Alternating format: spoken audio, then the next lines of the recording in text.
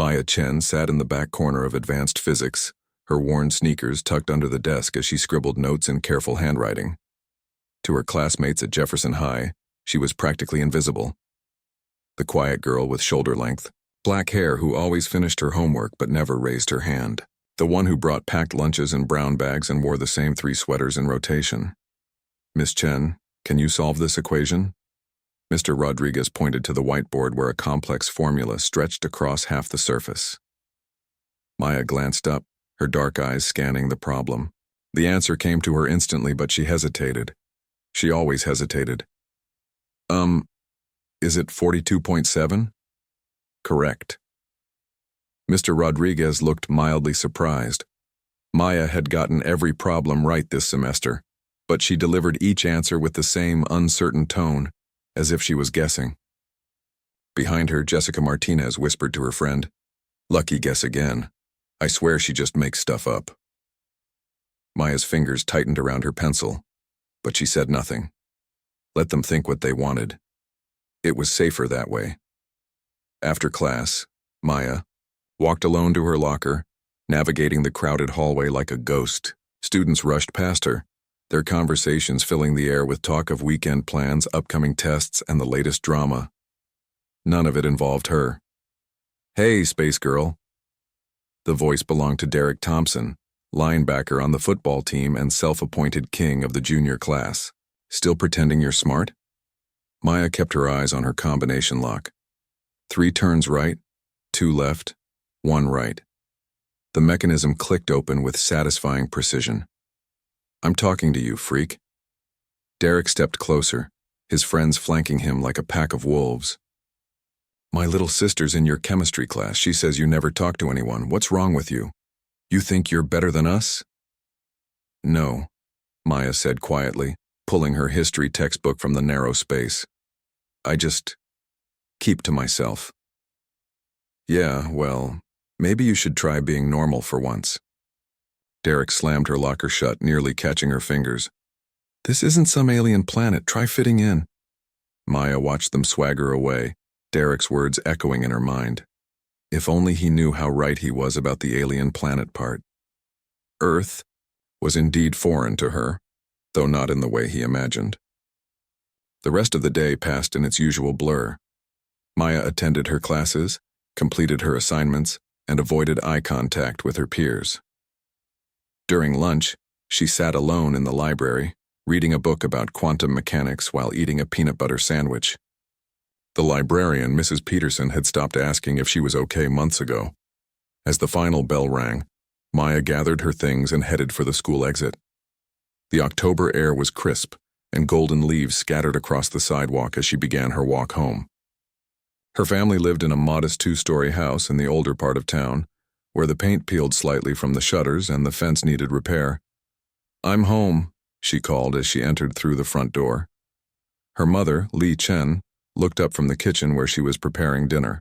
To anyone watching, Li appeared to be an ordinary working mom in her 40s, with kind eyes and gentle hands. "How was school, honey?" "Same as always." Maya dropped her backpack by the stairs and joined her mother in the kitchen. Mrs. Patterson assigned another essay on World War II. "I'll probably write about the technology advances." Lee smiled, but there was something careful in her expression. "That sounds perfect. Your father should be home soon."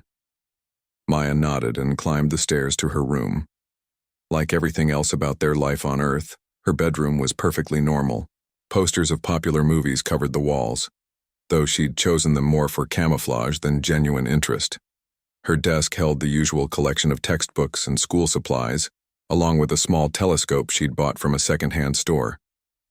She sat at her desk and pulled out her physics homework, but her mind wandered as it often did. The equations that challenged her classmates seemed almost childishly simple to her. Sometimes she had to work backward from the answer, deliberately making small mistakes to avoid suspicion. It was exhausting pretending to be less than she was. Her phone buzzed with a text from an unknown number. Maya frowned as she opened the message. "Urgent. Check news. The time for hiding may be over." Her blood ran cold. She quickly turned on her laptop and navigated to the major news websites. At first, everything seemed normal. Political headlines, weather updates, celebrity gossip. Then she found it buried in the science section of a smaller news outlet. Mysterious battle footage discovered by Deep Space Monitoring Station. The article was brief, but it made her hands shake. A radio telescope in Chile had picked up what appeared to be electromagnetic signals from a battle in deep space. The signals had been transmitted 3 years ago, and scientists were baffled by their origin and content. Maya clicked on the embedded video player. The footage was grainy and filled with static, but she could make out shapes moving against the starfield. Large vessels, sleek and deadly, engaged in combat with something else. Weapons fire lit up the darkness in brilliant flashes. She recognized the ship designs immediately. They belonged to the Zarathi Empire, the very enemy her parents had spent years fighting before they fled to Earth. The vessels they were battling were smaller, more agile, and Maya's heart skipped a beat as she realized what she was seeing. Those were keeper ships, her people's ships. The video lasted only 43 seconds, but it showed enough. The Zarathi were still hunting, still expanding their territory. And somehow, impossibly, evidence of their war had reached Earth. Maya's mother appeared in her doorway, her face pale. "You saw it too? Mom, what does this mean?" Li Chen was no longer the tired working mother who worried about grocery bills and parent-teacher conferences. Her posture straightened, and something dangerous flickered in her eyes. "It means they're getting closer, and it means our time here might be ending." That night, Maya lay awake staring at her ceiling. For 3 years, she'd played the role of an ordinary human teenager. She'd struggled with homework that was too easy, avoided making friends who might ask too many questions, and pretended that her biggest concerns were fitting in and passing tests. But the universe had just reminded her that she was never ordinary at all. She was Keeper-born, daughter of warriors, hiding on a primitive planet while her people fought and died among the stars. Tomorrow, she would go back to school and sit in her classes and pretend to be Maya Chen, unremarkable student. But tonight, as she finally drifted off to sleep, she wondered how much longer the pretense would last. The next morning came too soon. Maya sat at the breakfast table picking at her cereal while her parents exchanged worried glances. Her father, David Chen, had arrived home late the night before, and the tension in their small kitchen felt thick enough to cut. "The footage is spreading faster than we anticipated," David said quietly, his voice carrying the subtle accent he tried so hard to hide. "The major networks picked it up overnight. They're calling it everything from a hoax to evidence of alien life." Lee pushed her coffee around in its cup. "How long do we have?" "Unknown. The Zarathi monitoring systems are sophisticated. If they've detected the signal breach..." David didn't finish the sentence. He didn't need to. Maya looked up from her untouched breakfast. "Are we leaving?" "Not yet," her mother said quickly. "We've spent 3 years building this life. We won't abandon it without certainty." But Maya could see the fear in their eyes, the same fear that had driven them to flee their homeworld, to abandon everything they knew for the safety of an isolated planet, where no one would think to look for refugees from a galactic war. School felt even more surreal than usual. Maya walked through the hallways listening to her classmates chatter about weekend plans and upcoming homecoming dance, while her mind raced with thoughts of space battles and alien hunters. In first period English, Mrs. Williams discussed metaphors and poetry, while Maya stared out the window and wondered if she would ever see another sunrise on Earth. "Miss Chen, would you like to share your interpretation of Frost's The Road Not Taken?" Maya blinked, realizing the entire class was staring at her. "Sorry, I was thinking about the two paths, how sometimes the choice you make defines everything that comes after." Mrs. Williams smiled. "Exactly. Sometimes a single decision changes the entire trajectory of a life." If only she knew, Maya thought grimly. During lunch, Maya found herself drawn to the computer lab instead of the library. She needed to know more about the video, about how much the human scientist had figured out. She logged into one of the terminals and began searching through news sites and scientific forums. The speculation was wild and varied. Some experts dismissed the footage as an elaborate hoax or computer animation. Others suggested it might be evidence of a previously unknown stellar phenomenon. A few brave voices whispered about the possibility of extraterrestrial intelligence, but they were largely ignored by the mainstream media. "What you looking at, space girl?" Maya's heart jumped. Derek Thompson stood behind her, flanked by his usual crew.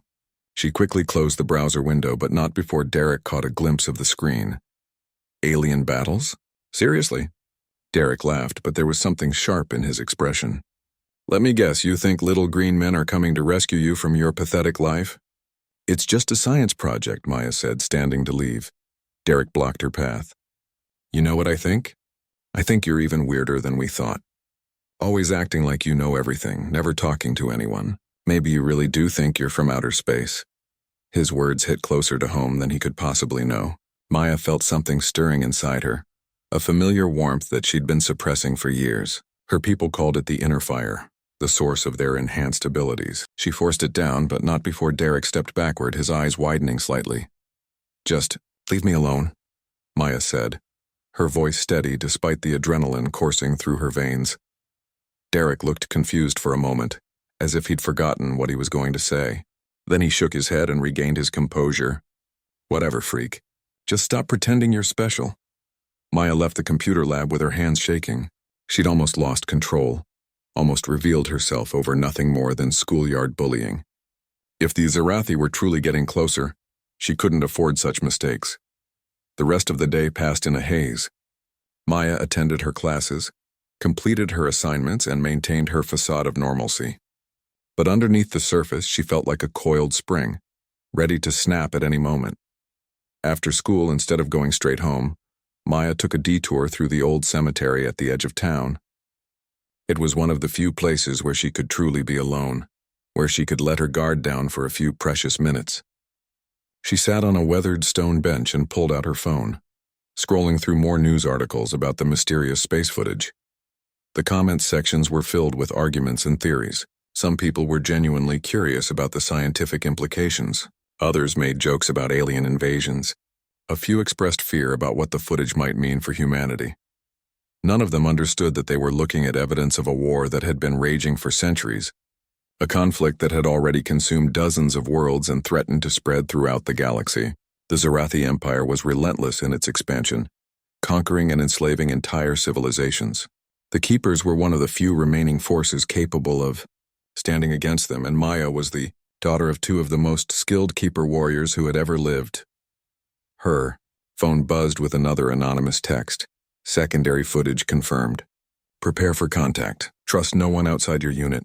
Maya's blood ran cold. Secondary footage meant that more evidence of the war was surfacing. If the pattern continued, it would only be a matter of time before the Zarathi traced the signals back to Earth. She stood from the bench and began walking home, her mind racing with possibilities. They could run again, find another world to hide on. But Earth had been perfect, precisely because it was so isolated, so primitive that no advanced civilization would bother looking here. Finding another suitable hiding place would be nearly impossible. As she turned onto her street, Maya noticed something that made her stomach drop. A black sedan sat parked across from her house, its windows tinted too dark to see inside. It looked government-issued, the kind of vehicle that men in suits drove when they had questions that needed answers. Maya approached her front door carefully, her senses heightened. The sedan's occupants were watching her, she was certain of it. She fumbled with her keys, trying to appear normal, while her mind raced through combat scenarios her parents had drilled into her since childhood. Maya? Her mother's voice called from inside as she opened the door. I'm home, Maya replied, but her voice carried a subtle inflection, a warning tone that her parents would recognize immediately. Lee appeared in the hallway, took one look at Maya's expression and nodded almost imperceptibly. How was school today, honey? Anything interesting happen? Pretty normal, Maya said, moving deeper into the house. Though I noticed we might have new neighbors. There's a car parked outside that I haven't seen before. Lee's smile never wavered, but Maya saw her mother's hand drift toward the kitchen drawer where they kept a weapon disguised as a cooking knife. That's nice, dear. Your father's in the basement working on the water heater.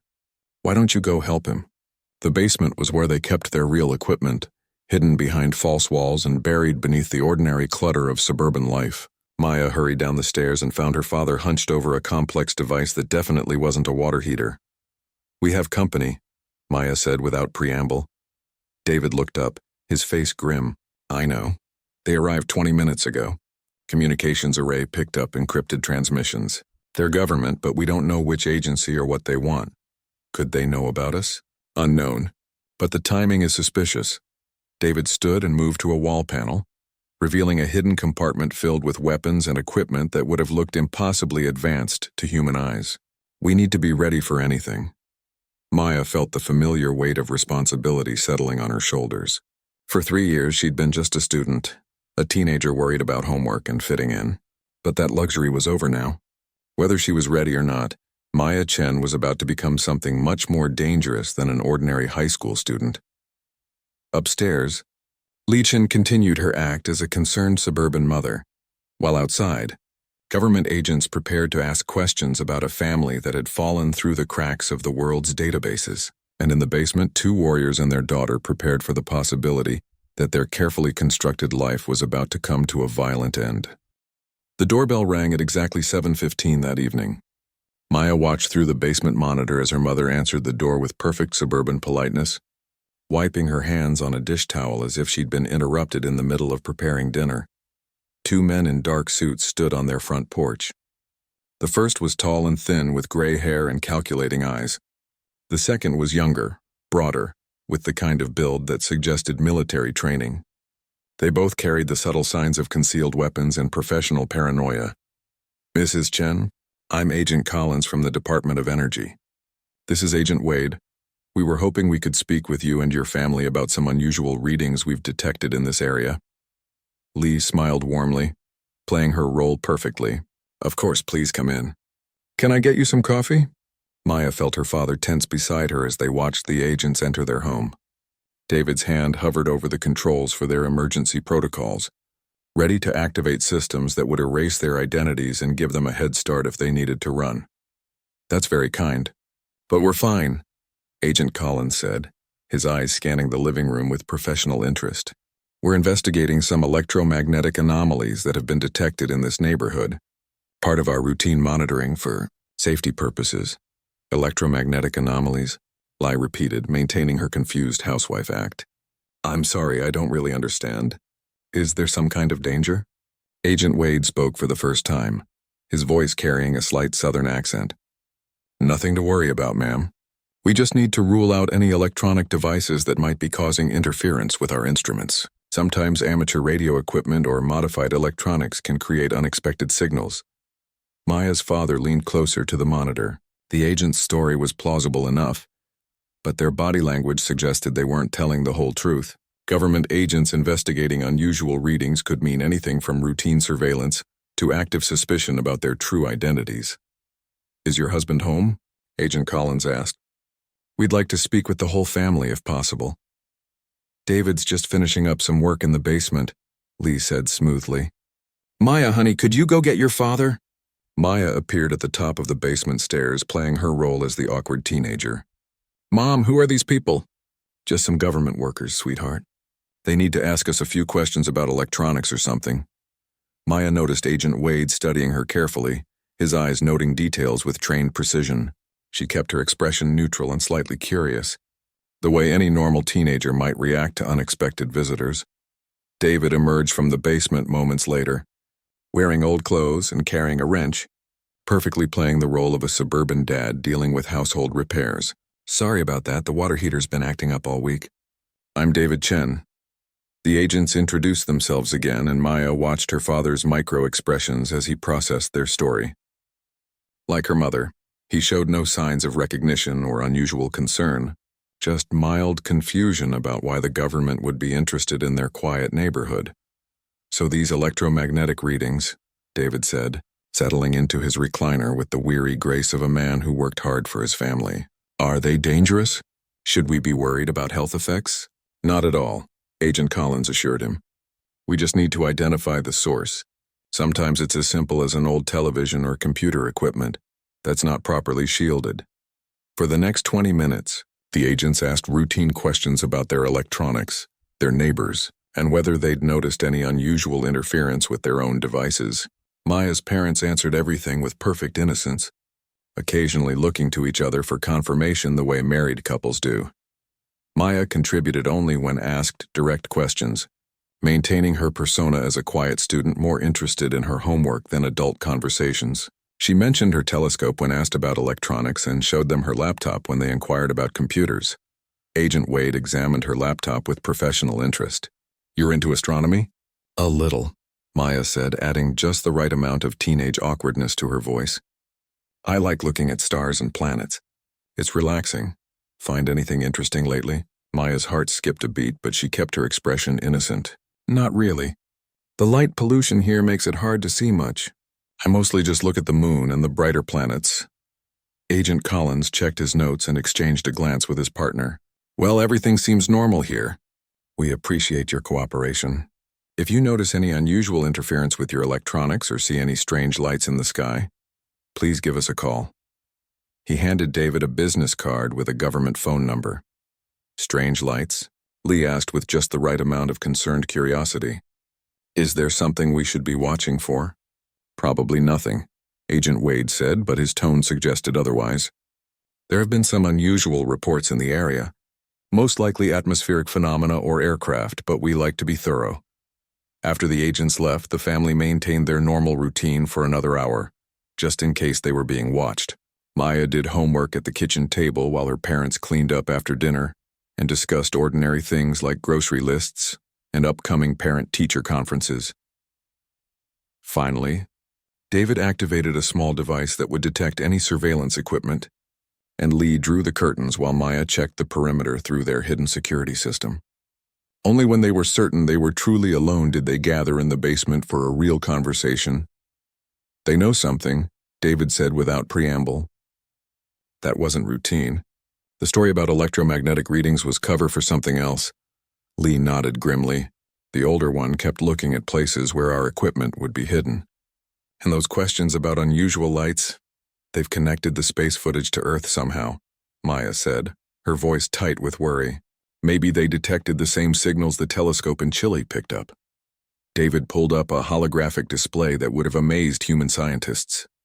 Star charts filled the air above them, showing ship movements and battle zones throughout their local galactic sector. "If they've traced the signals here, we have bigger problems than curious government agents." The display showed red markers indicating Zarathi fleet positions. They were closer than they'd been in years, and their search pattern suggested they were actively hunting for something specific. "They're looking for us," Lee said quietly. "All of us. Every keeper refugee who scattered after the fall of Arcturus." Maya studied the tactical display, her enhanced mind processing the strategic implications faster than any human computer. "How long before they reach Earth?" "If they follow standard Zarathi search protocols, maybe 6 months," David replied. "But if they've detected evidence of our presence here?" "Weeks," Maya finished. The weight of the situation settled over them like a suffocating blanket. They could run again, but where would they go? They could fight, but 3 keepers against an entire Zarathi battle fleet was suicide. Or they could stay and hope that Earth's primitive technology and isolated location would continue to protect them. None of the options were good. "There's something else," Lee said, activating another section of the display. "I've been monitoring global communications since the footage appeared. Several governments are forming investigation teams. The Americans, Russians, Chinese, and Europeans are all mobilizing resources to study the signals, which means more agents, more questions, more attention," David said. Maya looked at her parents, seeing them clearly for perhaps the first time in years, not as the suburban couple who worried about mortgage payments and school events, but as the legendary warriors they truly were. Lychin had once single-handedly defended an entire refugee convoy against a Zarathi assault fleet. David Chen was the tactical genius who had planned the evacuation of 17 worlds before the Empire could conquer them.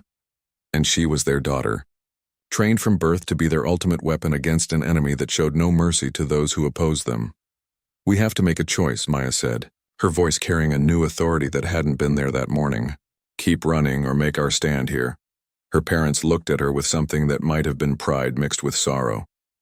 "Maya," her mother said gently, "you don't understand what that would mean. Fighting the Zarathi here would expose this entire world to war. Billions of innocent humans would die."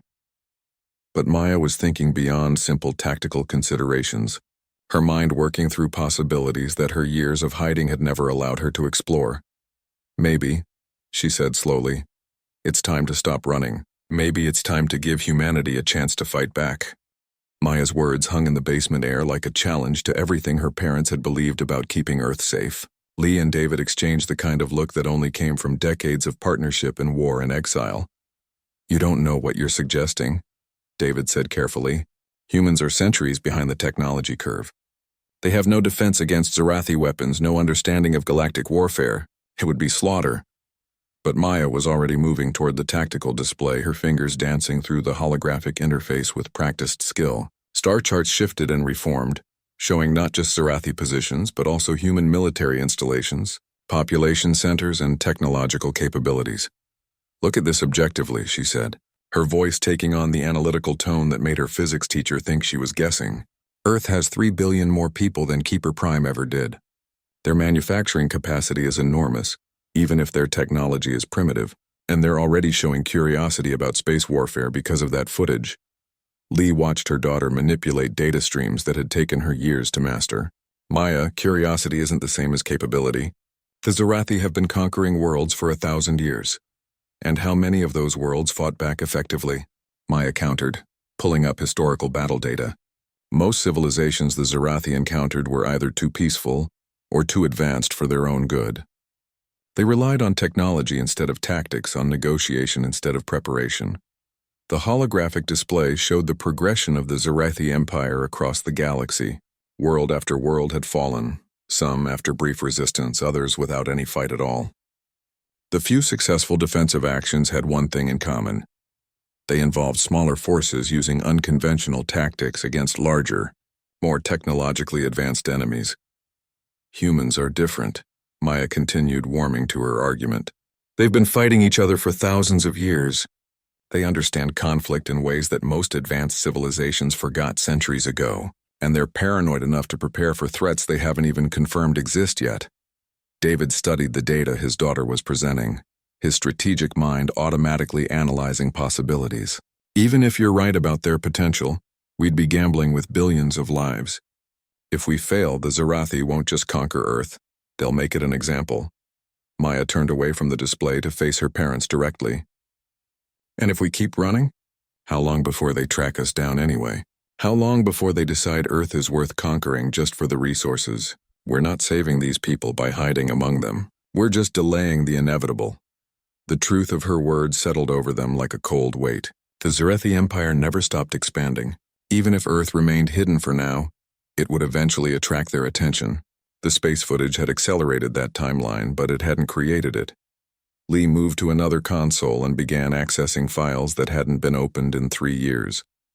"If we're seriously considering this insane plan, we need to know exactly what we're working with. Pull up everything we have on human military capabilities." Maya felt a surge of hope as her mother began to engage with the possibility, rather than simply dismissing it. Together, they dove into intelligence reports that the Keeper refugees had been quietly gathering since their arrival on Earth. What they found was both encouraging and terrifying. Human military technology was indeed primitive by galactic standards, but their strategic thinking was sophisticated. They had developed complex theories of warfare, systems of international cooperation, and most importantly, they had shown remarkable adaptability when faced with new threats. "Look at this," Maya said, highlighting a section about human innovation during their world wars. When they needed new technology, they developed it in months instead of years. When they faced impossible odds, they found ways to win anyway. And when they were threatened with extinction, they united across political and cultural boundaries. David was studying weapon specifications, his expression growing more thoughtful by the minute. Their kinetic weapons are actually not terrible for primitive technology. And their nuclear capabilities, if properly directed, could level the playing field against Zarathi ground forces, Lee finished.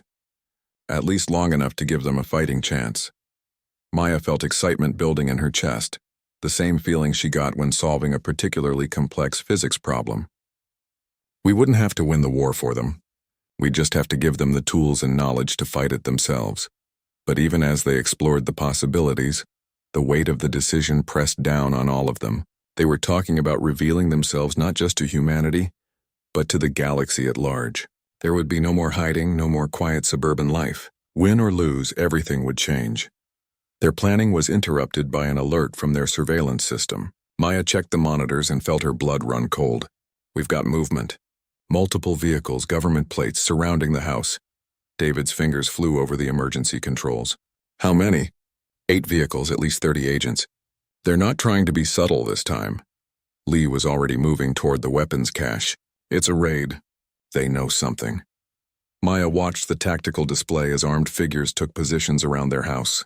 These weren't the polite investigators from earlier. These were tactical teams prepared for resistance. We could fight our way out, David said, but his tone suggested he didn't think it was a good idea. And prove we're exactly what they're looking for, Maya replied. No, we stick to the plan. Stay in character until we know what they want. The basement lights dimmed as their systems automatically shifted to stealth mode. Any advanced technology that couldn't be quickly hidden was powered down or concealed behind false panels. Within 30 seconds, the basement looked like nothing more than a cluttered storage area with an old water heater. The pounding on their front door was loud and insistent. Federal agents, open up! Lee straightened her shoulders and smoothed her hair, transforming back into the worried suburban mother. Remember, we're just a normal family, no matter what they say or what they think they know. Maya nodded, but her mind was already racing ahead to contingencies. If these agents had real evidence of their true nature, the masquerade would be over. And if the masquerade was over, they'd have to decide very quickly whether to run or fight. The door splintered as the agents decided not to wait for an invitation. David Chen, Lee Chen, Maya Chen. This is the FBI. Come out with your hands visible. Maya's father moved toward the basement stairs, but she caught his arm. Dad, wait. Let me go first. Absolutely not. Think about it tactically, Maya said urgently. I'm 17 years old. Even if they suspect something, they're going to be more careful with a minor present. It gives us room to maneuver. David looked like he wanted to argue, but Lee placed a hand on his shoulder. She's right. And Maya, if things go badly, I know. Maya had memorized the emergency protocols years ago. If their cover was blown, she was to escape and make contact with other Keeper refugees. Her parents would buy her time to get away, even if it cost them their lives. Maya climbed the basement stairs with her heart hammering against her ribs. At the top, she could hear heavy footsteps moving through their house, agents calling clear as they searched each room. She stepped into the kitchen with her hands raised, trying to look like a terrified teenager awakened by a home invasion. Don't shoot, she called out, letting her voice shake with what appeared to be fear. I'm just a kid. I don't know what you want. Agent Collins appeared in the kitchen doorway, but this time he wasn't playing the role of polite government worker. He held his weapon ready and his eyes were hard as steel. Maya Chen, 17 years old, junior at Jefferson High School. Except that's not really true, is it? Maya's blood turned to ice, but she kept her expression confused and scared. What are you talking about? I don't understand. We ran your fingerprints, Maya, all of your family's prints. And you know what we found? Agent Collins stepped closer, his voice carrying deadly certainty. Nothing. No birth certificates, no medical records, no school enrollment before 3 years ago. It's like you people didn't exist before 2022. Maya felt the world shifting around her, reality fracturing like glass. Their carefully constructed identities, the false documents that had cost them most of their remaining resources, had finally been exposed. I want my parents, she said, still trying to maintain the illusion of innocence. Oh, you'll see them soon enough. Agent Collins smiled, but there was no warmth in it. Right after you tell us exactly what you are and where you came from. Maya sat in the sterile interrogation room, her wrists secured to a metal table with restraints that looked far more sophisticated than standard police equipment. The room had no windows and only one door, which had remained locked for the past 4 hours. She hadn't seen her parents since the agents separated them at the house. Agent Collins sat across from her, a thick folder open between them. Photographs and documents were spread across the surface, including images that made Maya's heart race. Satellite photos of the battle footage, spectral analyses of the electromagnetic signals, and worst of all, enhanced images that clearly showed Keeper technology in the space battle. Let's try this again, Collins said, his voice professionally patient. Your family appeared in the United States 3 years ago with perfect documentation and a complete backstory. But those documents were created, not issued. The question is by whom, and more importantly, why? Maya maintained her confused teenager act, though it was becoming harder by the minute. I told you I don't know what you're talking about. We moved here from California after my dad got a new job. There's no record of your father ever working for the company he claims hired him. No record of your family ever living in California. No record of you attending any school before Jefferson High. Collins leaned forward. But you know what's really interesting? The electromagnetic signature we detected at your house matches readings we got from analyzing that space battle footage. Maya felt her blood turn to ice, but she forced herself to look bewildered rather than terrified. Space battle? Are you talking about that weird video on the news? What does that have to do with us? Collins studied her face for a long moment, then reached for another file. Maya, I'm going to show you something, and I want you to think very carefully about your response. He placed a photograph on the table. It showed a woman in elaborate armor standing before what was clearly an alien spacecraft. The woman's face was unmistakably Li Chen, though she looked younger and carried herself with the bearing of a warrior, rather than a suburban housewife. Maya's carefully maintained composure cracked for just an instant, but that was enough. Collins saw the flicker of recognition before she could hide it. We've been watching your family for longer than you know, Collins said quietly. The space footage wasn't the first evidence we found. 3 years ago, our deep space monitoring stations detected an unidentified craft entering Earth's atmosphere. It disappeared somewhere over the Pacific Northwest. Around the same time, 3 people with perfect false identities appeared in our immigration databases. Maya's mind raced through possibilities. How much did they actually know? How much were they guessing? And most importantly, were her parents going through the same interrogation in other rooms? I want to see my parents, she said, abandoning the confused teenager act for something closer to controlled defiance. That's not going to happen until you start telling me the truth. Collins closed the folder and leaned back in his chair. Maya, I'm not your enemy, but there are people in this government who see any unexplained presence as a potential threat. You're foreign nationals with advanced technology on American soil. That makes you a national security issue. Foreign nationals, Maya repeated carefully. You think we're from another country? Collins smiled grimly. I think you're from considerably farther away than that. The question is whether you're refugees, scouts, or something else entirely. For a moment, Maya considered maintaining the deception, but the evidence spread across the table made it clear that the game was over. They knew enough to be dangerous, but not enough to understand the real situation. That combination could be deadly for everyone involved. If I tell you the truth, Maya said slowly, will you listen to the whole story before you make any decisions? I'm listening now. Maya took a deep breath and made a choice that would change everything. We're not from Earth. We're refugees from a war that's been going on for centuries, and that war is coming here whether you're ready for it or not. Collins showed no surprise at her admission, confirming that they'd already reached that conclusion. Go on. My parents are keepers. We're a coalition of species that have been fighting the Zarathi Empire for longer than human civilization has existed. 3 years ago, our main fleet was destroyed at Arcturus. The survivors scattered to isolated worlds to regroup and plan our next move. Maya watched Collins process this information, his expression carefully neutral. And you chose Earth because it was primitive enough that the Zarathi wouldn't look here. No advanced technology, no spacefaring civilization, no strategic value. Maya met his eyes directly. We never intended to involve your people in our war, but now they're involved anyway. Yes. Maya felt the weight of that admission. The battle footage that appeared on your news networks was transmitted 3 years ago. The Zarathi have monitoring systems throughout the galaxy. If they've detected the signal leak, they'll trace it back to Earth, Collins finished. And when they do, they won't just be looking for 3 refugees. They'll see a world with 3 billion potential slaves and resources worth harvesting.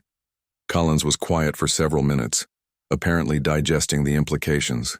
Finally, he opened another file and spread out what appeared to be military assessment reports. Our people have been analyzing the space footage. Our best estimates suggest the attacking force numbered in the hundreds of ships. How does a primitive world like Earth defend against something like that? Maya almost smiled at the question. It was exactly the same one she'd been asking her parents. Individually you can't, but you're not individuals, are you? Earth has something most conquered worlds didn't. Experience with total war. Explain. Most advanced civilizations the Zarathi encountered were peaceful. They'd evolved beyond large-scale warfare, beyond the kind of thinking required to fight for survival against impossible odds. They had better technology, but they'd forgotten how to use it for war. Maya leaned forward, warming to her subject despite the circumstances. Humans are different. You've been fighting each other for thousands of years. You understand sacrifice, adaptation, unity in the face of extinction. You know how to turn peaceful technology into weapons when you have to. You're suggesting we fight them.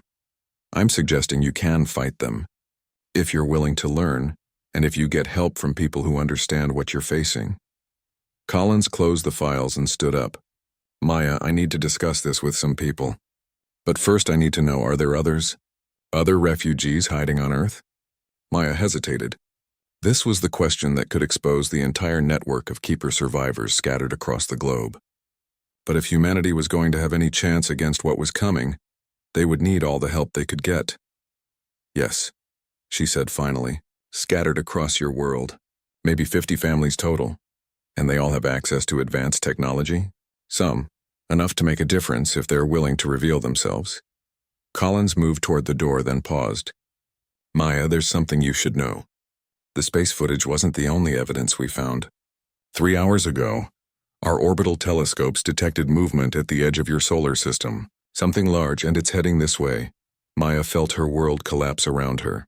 How large? Our best estimates suggest a fleet of at least 40 ships. If your people's warnings are accurate, we have maybe 2 weeks before they arrive. As Collins left the room, Maya stared at the photographs on the table and thought about her conversation with her parents just hours earlier. They debated whether to trust humanity with the truth about the coming war. It appeared the choice had been made for them.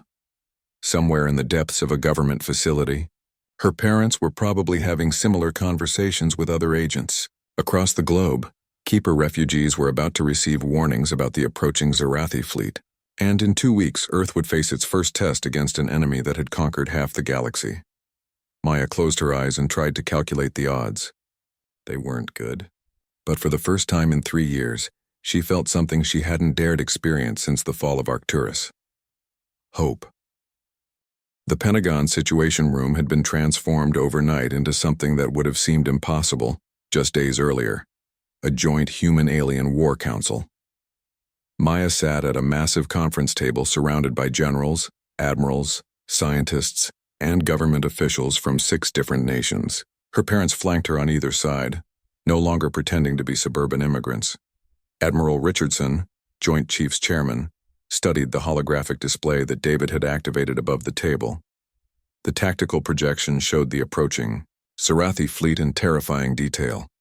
43 vessels ranging from massive dreadnoughts to fast attack cruisers, all carrying enough firepower to glass the surface of an entire planet. 12 days, Lee said, her voice carrying the authority of someone who had commanded fleets in battles that spanned solar systems.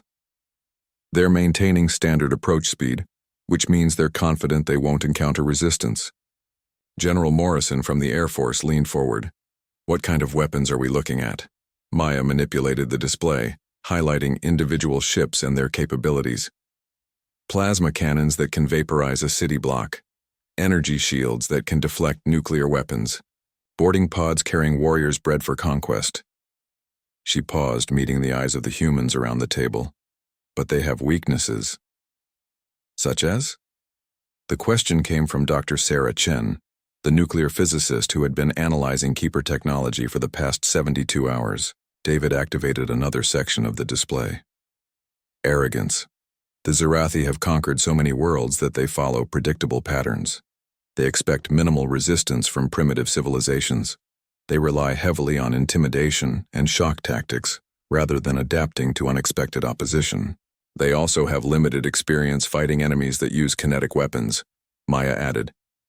Most advanced civilizations abandoned ballistic technology centuries ago in favor of energy weapons.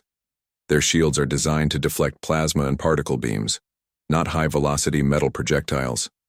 Admiral Richardson studied the tactical data with the eyes of someone who had spent his career preparing for impossible scenarios. So you're saying our missiles and railguns might actually be effective? Against their smaller ships, yes, Lee confirmed. The larger vessels are heavily armored, but concentrated kinetic strikes could disable their weapon systems or engines. Maya stood and moved to the display, her fingers dancing through the holographic interface with practiced skill. The projection shifted to show Earth's current military assets: naval fleets, air forces, missile installations, and orbital platforms. "This is what you have to work with," she said, highlighting key installations. "It's not enough to win a conventional engagement, but it might be enough to make them reconsider their approach." General Santos from NATO leaned back in his chair. "Might be enough? Young lady, we're talking about defending our entire planet." Maya turned to face him, and for a moment, every person in the room saw past the 17-year-old girl to the warrior she truly was. "General, my people have been fighting the Zarathi for 800 years. In that time, we've won exactly 3 major engagements. We're not discussing how to win. We're discussing how to survive long enough to make winning possible." The room fell silent as the weight of her words settled over the assembled leaders. They weren't planning a victory. They were planning the first battle in what could be a very long war. Dr. Chen cleared her throat. "The other keeper refugees you mentioned, are they willing to help?" Lee nodded. 37 families have already responded to our communications. They're revealing themselves to local authorities and offering assistance. Most have technical knowledge that could advance your weapons and defense systems by decades. "What about the others?" Admiral Richardson asked. "Missing or compromised," David replied grimly. "The Zarathi have advanced scouts. It's possible some of our people were detected before they could respond." Maya pulled up another section of the display showing global communication networks.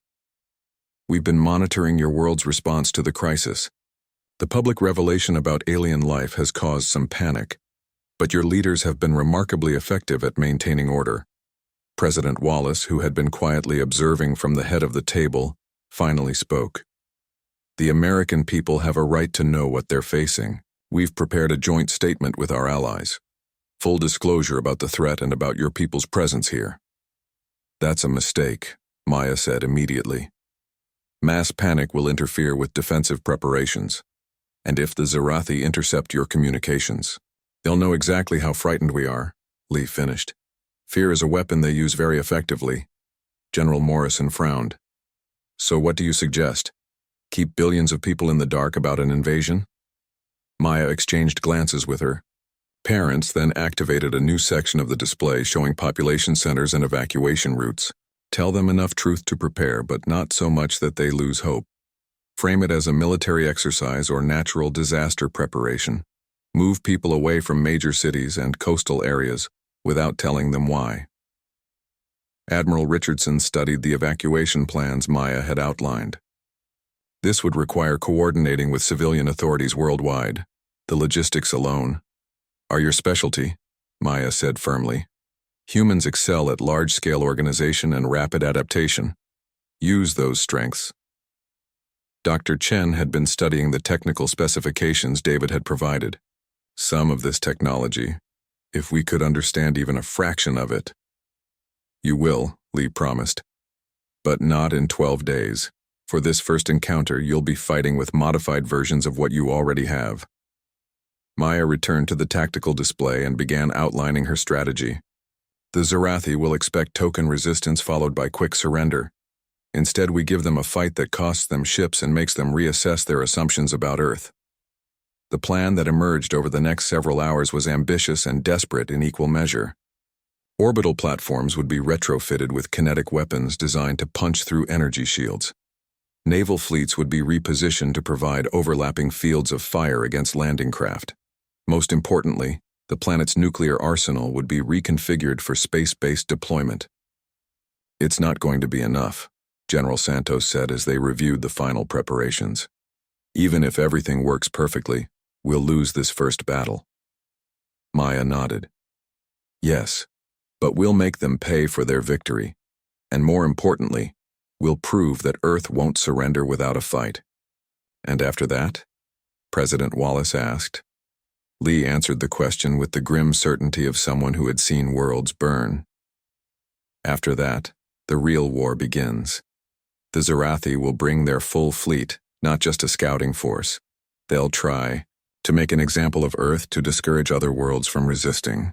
But they'll also be fighting an enemy that's learned from the first encounter, Maya added. An enemy that's had time to adapt keeper technology to human tactics. An enemy that understands the cost of surrender. Admiral Richardson looked around the table at the faces of humanity's military leadership. Ladies and gentlemen, I think we all understand what we're volunteering for. This isn't just about defending Earth, we're potentially starting a galactic war. The war started centuries ago, David said quietly. You're just choosing which side to fight on. As the meeting adjourned and the various military leaders dispersed to implement their impossible plans, Maya remained behind with her parents. For a moment, they simply looked at each other, three refugees who had spent years hiding and were now about to lead an entire world into battle. Second thoughts? Lee asked her daughter. Maya considered the question seriously. In 12 days, everything she had known about life on Earth would be over. Win or lose, there would be no going back to high school physics and pretending to be normal. No, she said finally. It's time to stop hiding. But even as she spoke those words, Maya couldn't shake the feeling that they were missing something important about the approaching Zarathi fleet. Something that would change everything about their carefully planned first battle. Something that would test whether humanity was truly ready to join a galactic war. Maya stood on the observation deck of the hastily constructed orbital command station, watching Earth's defenders take their final positions. Below her, the planet looked deceptively peaceful, its blue oceans and white clouds showing no sign of the frantic preparations that had consumed the past 11 days. Above her, the void of space waited with terrible patience. Zarathi fleet dropping out of hyperspace in 30 minutes, came the announcement from the tactical center. All units to battle stations. Maya closed her eyes and felt the familiar warmth of the inner fire building in her chest. For 3 years she had suppressed her true nature, pretended to be weaker and simpler than she was. Today, for the first time since fleeing Arcturus, she would fight as a keeper warrior was meant to fight. The command station buzzed with activity as human and keeper personnel worked side by side. Admiral Richardson coordinated the naval fleets from the Central Command Center, while Li Chen managed the orbital defense platforms from a secondary station. David served as tactical advisor to the Joint Chiefs, his strategic experience invaluable in planning their desperate gambit. Maya's role was unique. As the youngest keeper on Earth and the only one who truly understood both human and galactic warfare, she would coordinate the battle from space while simultaneously leading the most dangerous mission of the engagement. Maya, we're getting readings. Dr. Chen's voice came through the communication system from the surface. They're bigger than we expected. Maya moved to the primary display and felt her blood turn to ice. The Zarathi fleet emerging from hyperspace wasn't the 43 ships they had anticipated. It was nearly twice that size with several vessel classes she had never seen before. They brought a full invasion force, she whispered, her tactical mind automatically calculating the new odds. They weren't good. Admiral Richardson appeared beside her, his face grim. Can we still do this? Maya studied the enemy formation, noting their positioning and approach vector. They're being more cautious than usual, staying in tight formation, advancing slowly. They suspect this won't be a standard conquest. Is that good or bad for us? Both. Maya highlighted sections of the enemy fleet on the tactical display. It means they're taking us seriously, which is what we wanted. But it also means they're less likely to make the mistakes we were counting on. The next 20 minutes passed in a blur of final preparations and growing tension. Human forces across the globe reported ready status as the largest military operation in Earth's history prepared to engage an enemy from beyond the stars. Maya suited up in armor that combined keeper technology with human engineering, a hybrid design that had been created specifically for this battle. The suit enhanced her natural abilities while providing protection against Zarathi weapons. More importantly, it allowed her to interface directly with both human and keeper systems. You don't have to do this, Lee said, as she helped her daughter check the suit's systems. You're 17 years old. You should be in school, not leading a boarding assault against a Zarathi dreadnought. Maya smiled, remembering the girl who had sat in the back of physics class just 2 weeks ago. That person felt like a stranger now. Mom, I was never meant for a normal life. None of us were. Lee's eyes filled with tears she refused to shed. I know, we came here to give you a chance at peace. You gave me something better, Maya said, embracing her mother. You gave me a world worth fighting for. The Zarathi fleet reached the edge of Earth's solar system and began their final approach. Maya took her position in the assault shuttle, surrounded by a strike team of human special forces who had volunteered for what everyone knew was a suicide mission. Captain Torres, the team leader, checked his modified weapons one final time. So just to be clear, we're boarding an alien warship, fighting through their defenses and attempting to disable their command systems from the inside? That's the plan, Maya confirmed. And our chances of survival? Maya looked around at the faces of the 12 humans who had volunteered to follow a teenage alien refugee into the most dangerous battle in Earth's history. Low. But if we succeed, we might give Earth's defenders the opening they need. Good enough for me, Torres said. Marines, sound off. One by one, the members of the strike team confirmed their readiness. Maya felt a surge of emotion as she listened to them. These humans had known her for less than 2 weeks, had learned about alien life less than 12 days ago, and yet they were willing to die beside her for a world that had been her home for only 3 years. Zarathi fleet entering engagement range, came the announcement from command. All units weapons free.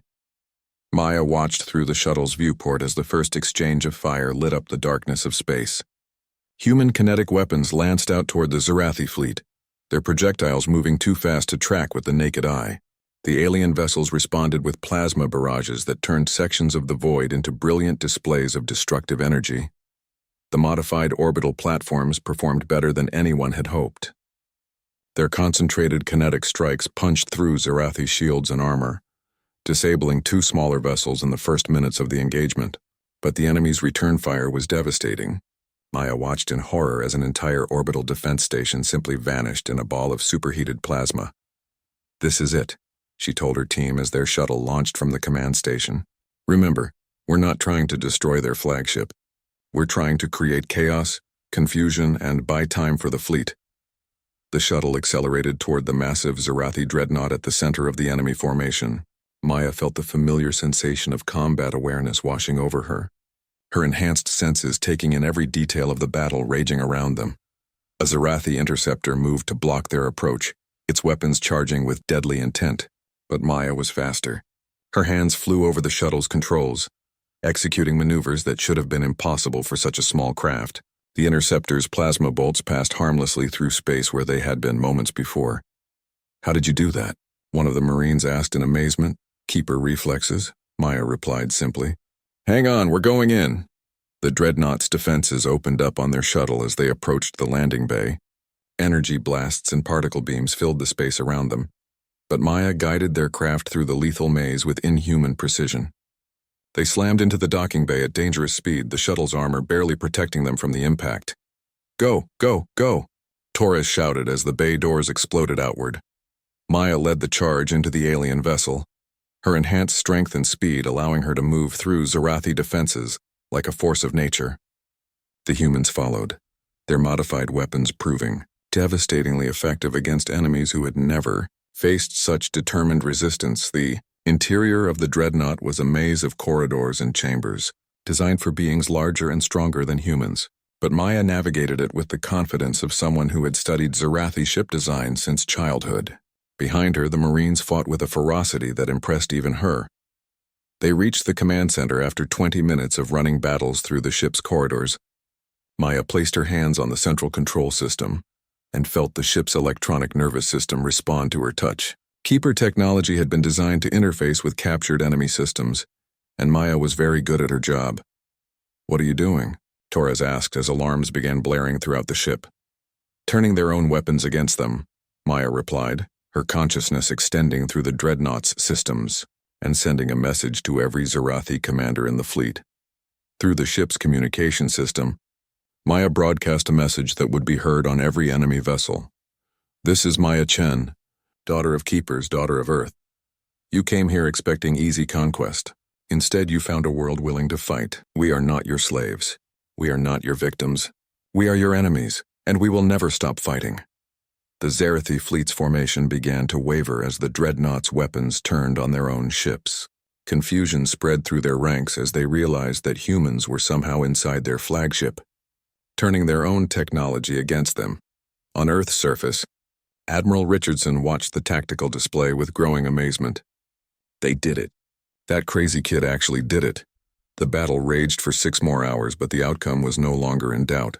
Earth's defenders had proven that they could hurt the Zerathi, could make them pay for their aggression. When the surviving alien vessels finally retreated into hyperspace, they left behind 17 destroyed ships and the knowledge that humanity would not be conquered easily.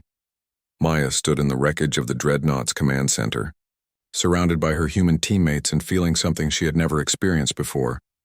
She felt at home. Not because of the place, but because of the people who had chosen to stand beside her. "So what happens now?" Captain Torres asked as they waited for rescue. Maya looked out through the shattered viewport at the blue planet below, where billions of humans were learning that they were no longer alone in the universe. "Now we prepare for the war that's coming, because the Zerathi will be back and next time they'll bring everything they have. And we'll be ready for them," Torres said with quiet confidence. Maya smiled, thinking of the girl who had sat in the back of physics class and pretended to be ordinary. That girl was gone, replaced by someone who understood her true purpose in the universe. "Yes," she said, feeling the weight of both her heritage and her future. "We'll be ready." The war for Earth's freedom had begun, and Maya Chen was no longer hiding who she was meant to be.